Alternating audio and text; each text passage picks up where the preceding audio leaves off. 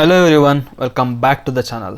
ನಾನು ಇವತ್ತಿನ ವಿಡಿಯೋದಲ್ಲಿ BHEL ಅವರು ಮಾಡ್ತಿರೋ ಒಂದು ರೆಕ್ರೂಟ್ಮೆಂಟ್ ಬಗ್ಗೆ ಪೂರ್ತಿ ಡೀಟೇಲ್ಸ್ನ ಕೊಡ್ತೀನಿ. ಸೊ ನೀವು trichy.bhel.com ಈ ಪೇಜ್ಗೆ ಬಂದು ಸ್ವಲ್ಪ ಕೆಳಗಡೆ ಸ್ಕ್ರೋಲ್ ಮಾಡಿದರೆ ಇಲ್ಲಿ ಅಪ್ರೆಂಟಿಸ್ಶಿಪ್ ಅಪ್ಲಿಕೇಶನ್ ಪೋರ್ಟಲ್ ತಿರುಮಯಂ ಇದ್ರ ಮೇಲೆ ಕ್ಲಿಕ್ ಮಾಡಿದರೆ ಈ ಪೇಜ್ಗೆ ಬರ್ತೀರಾ. ಇಲ್ಲಿ 3 ಅಪ್ರೆಂಟಿಸ್ಶಿಪ್ ಪೋಸ್ಟ್ಗಳಿಗೆ ಇವರು ಓಪನಿಂಗ್ಸ್ನ ಬಿಟ್ಟಿದ್ದಾರೆ. Graduate apprentice, technician apprentice, trade apprentice. So ಇದರಲ್ಲಿ ಯಾವ್ದಾವ್ದಕ್ಕೆ ಎಷ್ಟೆಷ್ಟು ವ್ಯಾಕೆನ್ಸಿ ಇದೆ ಅದನ್ನೆಲ್ಲ ನೋಡೋಣ.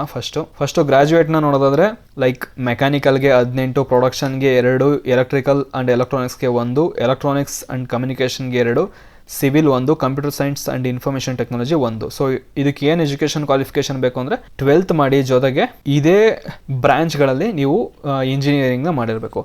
ಹಾಗೆ ಇನ್ನು ಅಕೌಂಟೆಂಟ್ BComಗೆ ನೋಡೋದಾದ್ರೆ 2 ಪೋಸ್ಟ್ಗಳ ಕಾಲಿದೆ. ಇದಕ್ಕೂ ಕೂಡ 12th ಮುಗಿಸಿ BCom ಮಾಡಿರಬೇಕು.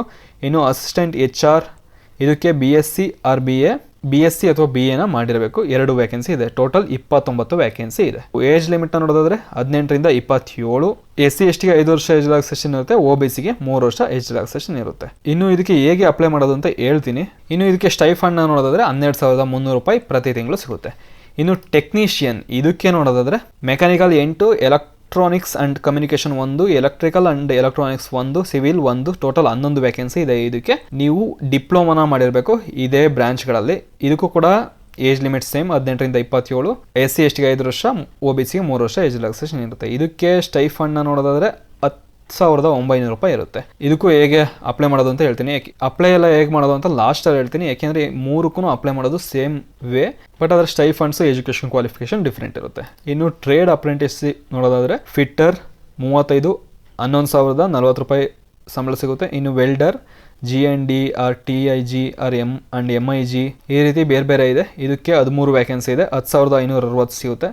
ಇನ್ನು ಮೆಕ್ಯಾನಿಸ್ಟ್ಗೆ 5, instrument mechanic 2, electrician 2, mechanic 1, plumber 1. So total 59 vacancy ಇದೆ. ಇದಕ್ಕೆ ITI ಮಾಡಿರಬೇಕು ಇದೇ ಟ್ರೇಡ್ಗಳಲ್ಲಿ. ಆಗಿದ್ರೆ ನೀವು ಇದಕ್ಕೆ ಅಪ್ಲೈನ ಮಾಡ್ಬೋದು. ಸ್ಟೈಫಂಡ್ ಎಷ್ಟಿದೆ ಅಂತಲೂ ಹೇಳಿದೆ. ಇನ್ನು ಇದಕ್ಕೆ ಹೇಗೆ ಅಪ್ಲಿಕೇಶನ್ ಹಾಕೋದು ಅಂತ ನೋಡೋದಾದ್ರೆ, ನೀವೇನಾದರೂ ITI ಮಾಡಿ ಅಪ್ರೆಂಟಿಸ್ಶಿಪ್ ಅಪ್ಲೈ ಮಾಡಬೇಕು ಅಂತ ಇದ್ದರೆ ಫಸ್ಟು ನೀವು ಅಪ್ರೆಂಟಿಸ್ಶಿಪ್ india.government.in ಇದಕ್ಕೆ ಹೋಗಿ ರಿಜಿಸ್ಟರ್ ಮಾಡ್ಕೋಬೇಕಿರುತ್ತೆ. ತುಂಬ ಜನ ಆಲ್ರೆಡಿ ITI ಮಾಡಿದ್ದಾರೆ ಅಂದರೆ ಅವರಿಗೆಲ್ಲ ಗೊತ್ತಿರುತ್ತೆ ಹೇಗೆ ಮಾಡೋದು ಅಂತ.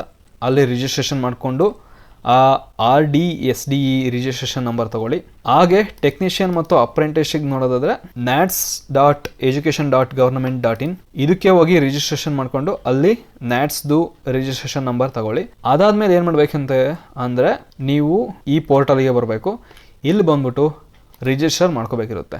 ಇಲ್ಲಿಗೆ ಬಂದು ರಿಜಿಸ್ಟ್ರೇಷನ್ ಮಾಡ್ಕೋಬೇಕು. ರಿಜಿಸ್ಟ್ರೇಷನ್ ಆದಮೇಲೆ ಅಲ್ಲಿ ಏನೇನು ಕೇಳುತ್ತಲ್ಲ ಡಾಕ್ಯುಮೆಂಟ್, ಲೈಕ್ ಇಲ್ಲಿ ಅಂದರೆ ಅಪ್ರೆಂಟಿಸ್ಶಿಪ್ ಪೋರ್ಟಲ್ದು ರಿಜಿಸ್ಟ್ರೇಷನ್ ನಂಬರ್ ಆಗಿರ್ಬೋದು, ಹಾಗೆ ಇಲ್ಲಿ ನ್ಯಾಟ್ಸ್ದು ರಿಜಿಸ್ಟ್ರೇಷನ್ ನಂಬರ್ ಆಗಿರ್ಬೋದು, ಅದೆಲ್ಲ ಕೊಟ್ಬಿಟ್ಟು ನೀವು ಲಾಗಿನ್ ಆಗಿಬಿಟ್ಟು ಅಪ್ಲಿಕೇಶನ್ ಹಾಕಬೇಕಿರುತ್ತೆ. ಸೊ ಅಪ್ಲಿಕೇಶನ್ ಎಲ್ಲ ಹಾಕಾದ್ಮೇಲೆ ಭಾರತ್ ಹೆವಿ ಎಲೆಕ್ಟ್ರಾನಿಕ್ಸ್ ಲಿಮಿಟೆಡ್ ಅವರು ಶಾರ್ಟ್ ಲಿಸ್ಟ್ನ ಮಾಡ್ತಾರೆ. ಸೊ ಇದಕ್ಕೆ ಅಪ್ಲಿಕೇಶನ್ ಹಾಕೋಕೆ ಲಾಸ್ಟ್ ಡೇಟ್ ಬಂದು ಡಿಸೆಂಬರ್ 5ನೇ ತಾರೀಕು. ಶಾರ್ಟ್ ಲಿಸ್ಟ್ ಆಗೋದು ಡಿಸೆಂಬರ್ 10ನೇ ತಾರೀಕು. ಇಲ್ಲಿ ಏನು ಮಾಡಬೇಕು ಅಂದರೆ ರಿಜಿಸ್ಟರ್ ಅಂತ ಇದೆಯಲ್ಲ ಇದ್ರ ಮೇಲೆ ಕ್ಲಿಕ್ ಮಾಡಿಬಿಟ್ಟು ಇಲ್ಲಿ ನೀವು ಯಾವುದಕ್ಕೆ ಹಾಕಬೇಕು ಅಂತ ಇರ್ತೀರಾ ಅದಕ್ಕೆ ರಿಜಿಸ್ಟ್ರೇಷನ್ ಮಾಡ್ಕೊಳ್ಳಿ. ಇಲ್ಲಿ ಏನು ಕ್ವಾಲಿಫಿಕೇಷನ್ ಆಗಿದೆ ಅದನ್ನ ಚೂಸ್ ಮಾಡಿ, ನಿಮ್ಮ ಎನ್ರೋಲ್ಮೆಂಟ್ ಟೈಪ್, ಆಮೇಲೆ ರಿಲಿಜಿಯನ್ ಯಾವುದು, ಕಮ್ಯುನಿಟಿ ಕ್ಯಾಟಗರಿ ಯಾವುದು, ಮತ್ತು ಇಯರ್ ಆಫ್ ಪಾಸ್ಔಟ್ ಅದು, email ID, phone number, alternative phone number, Aadhaar card, ಈ ಕ್ಯಾಪ್ಚಾ ಇಲ್ಲಿ ಹೊಡೆದ್ಬಿಟ್ಟು ರಿಜಿಸ್ಟರ್ ಮಾಡ್ಕೋಬೇಕಿರುತ್ತೆ. ಒಂದು OTP ಬರುತ್ತೆ, OTP ಎಂಟರ್ ಮಾಡಿಬಿಟ್ಟು ರಿಜಿಸ್ಟರ್ ಮಾಡ್ಕೊಳ್ಳಿ. ಅದಾದಮೇಲೆ ಅಪ್ಲಿಕೇಶನ್ ಸಬ್ಮಿಟ್ ಮಾಡಿ.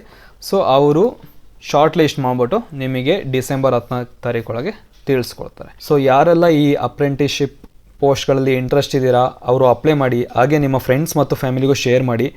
ಅವರು ಇಂಟ್ರೆಸ್ಟ್ ಇದೆ ಅಪ್ಲೈ ಮಾಡಿ, ಅಪ್ರೆಂಟಿಸ್ಶಿಪ್ ಸರ್ಟಿಫಿಕೇಟ್ ಎಲ್ಲ ತಗೊಳ್ಳಿ. Thank you. All the best.